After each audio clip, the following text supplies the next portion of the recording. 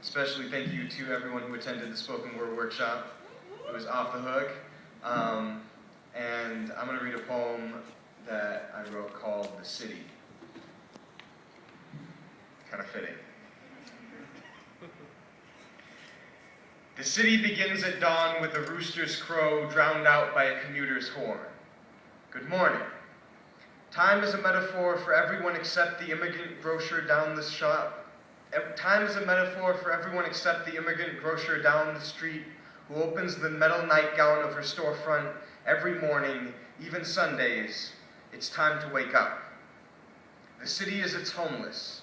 Its human rose stems pluck thin of their petals, each daybreak unwrapping their newspaper blankets, only to find that vendors sell roses by the dozen, and the homeless are told there are no homes left, even as the suburbs unfurl around the city like the petals of a plastic sunflower.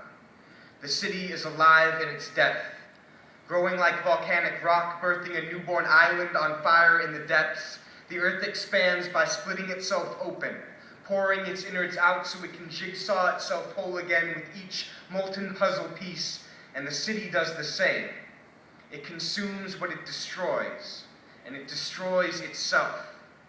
Each sunrise heralding a bulimic phoenix song, the city is in a bathroom stall, perched over the porcelain orchid of a toilet bowl, its finger a bee's thorax down its throat. It pollinates itself, nectar dripping sweet in self-deception like Reaganomics in the 80s. The city pollinates itself with poverty and blossoms graffiti in subway grottos. The city needs its ghettos, the way an addict needs the empty vial.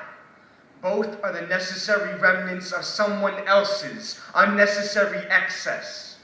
The city is an overweight man in his 40s who lives alone, eats dinner to his TV's glow. He does not chew, but swallows his food whole. He stares at the screen, looks beyond into the static void, and does not see that he is eating himself to death.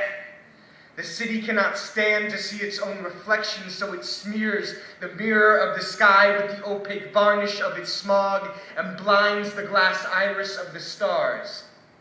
But the city is its sunset, where the stars are the eyes of trout in the fisherman's net.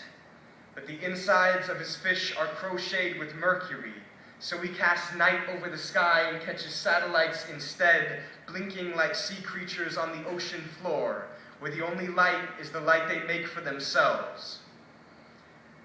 The bay is a bent halo that some angel threw away.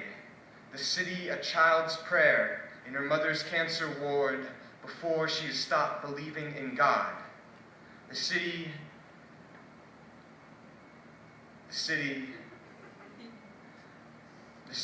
is all crooked angles, elaborate origami of steel.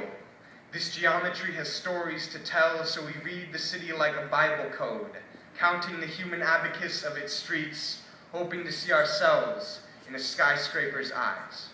Thank you.